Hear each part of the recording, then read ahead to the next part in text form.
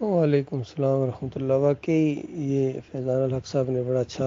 وہ کلپ بھرا ہے اور آپ نے اس کے اوپر تبصرہ بہت اچھا کیا ہے۔ باقی یہ سعودیوں نے یا کچھ دوسرے لوگوں نے جو اس طرح لکھا ہے نا کہ سجدہ تعظیمی پہلی شریعتوں میں جائز ہوتا تھا، اس امت میں شرک کے ڈر کی وجہ سے، تو اس کا مطلب یہ ہے کہ احتیاطاً کہ کہیں اگر سجدہ تعظیمی اگر اس امت میں بھی جائز قرار دے دیا تو پھر یہ کہیں وہ شرک والا سجدہ نہ کرنا شروع کر دیں، عبادت والا سجدہ نہ کرنا شروع کر دیں۔ اس ڈر کی وجہ سے یہ احتیاط کی گئی کہ اس امت میں اس سجدے کو حرام قرار دیا گیا، یعنی گویا اللہ تعالیٰ نے احتیاط رکھی۔ تو غور کرو، یعنی اگر اس امت کے ساتھ یہ احتیاط کی گئی تو پچھلی امتوں میں کیا کھلا چھوڑ دیا گیا کہ یہ شرک بے شک کریں؟ یہ سجدہ تعظیمی ان میں جائز رکھا گیا کہ جو جس طرح مرضی کریں، ان کے لیے کیوں احتیاط نہیں کی گئی؟ حالانکہ ہر امت کے لیے یہ معاملات کیے گئے کہ شرک کا راستہ روکا گیا، ہر امت کو شرک سے منع کیا گیا۔ ہر نبی نے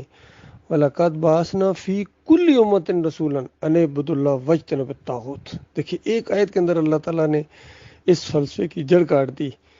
کہ پہلی امتوں میں تو یہ تھا، بعد میں ترا احتیاط کی گئی۔ نہ نہ نہ نہ، ہر امت کے اندر ہر نبی نے یہی بات کہی ہے، أَنِ اعْبُدُوا اللَّهَ وَاجْتَنِبُوا الطَّاغُوتَ، کہ اللہ کی بندگی کرو، اللہ کو رکوع کرو، سجدے کرو، پکاریں لگاؤ، واسطے وسیلے، نظر و نیازیں، توکل بھروسہ ایک اللہ کے اوپر ہے، کسی اور کے اوپر نہیں ہے۔ اور اس راستے میں جو چیز بھی حائل ہے، وَاجْتَنِبُوا الطَّاغُوتَ، طاغوت کا انکار کرو، اس کو ٹھوکر کے ساتھ، عزت اور احترام کے ساتھ نہیں، ٹھوکر کے ساتھ پیچھے ہٹاؤ۔ جس طرح ڈاکٹر عثمانی رحمۃ اللہ علیہ کہتے ہیں کہ پہلے سمجھاؤ اور پھر للکارو، یعنی پہلے تو سمجھاؤ جیسا سمجھانے والا انداز ہے کہ کہیں چڑھ نہ جائے، اچھے انداز سے پہلے بات کی، لیکن جب وہ بندہ ڈٹ جائے، مقابلہ کرنا شروع کر دے، پھر اس کو للکارو، جس طرح ایک للکارا جاتا ہے اللہ کے باغی کو، اللہ کے دشمن کو للکارا جاتا ہے، اس انداز سے للکارو، تیری ایسی تیسی، میں اپنی جان لگا دوں گا تیرے اس شرک اور کفر کو یعنی دنیا والوں تک واضح کرنے کے لیے میں اپنا مال لگاؤں گا، اور یا تو تیرا سر اللہ کے سامنے جھکے گا یا میری جان جائے گی، اس انداز سے۔ تو یہ بہت بڑا ان کا فریب ہے،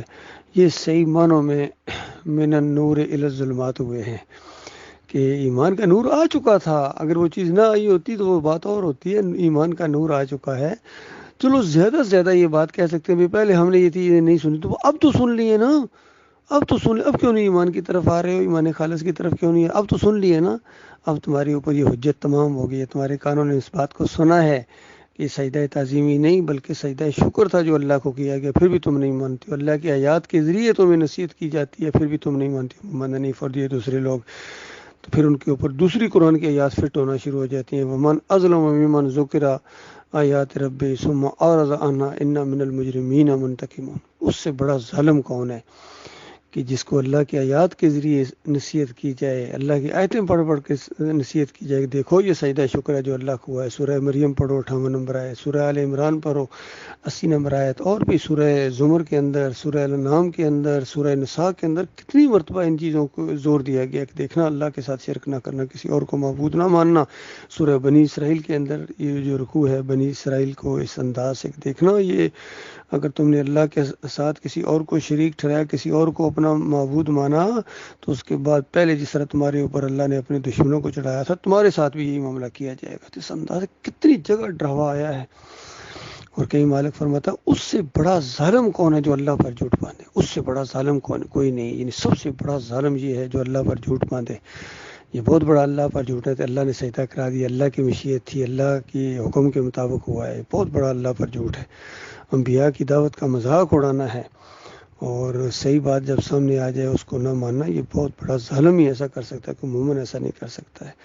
اللہ تعالیٰ ان کے فریب سے اپنی پناہ میں رکھے۔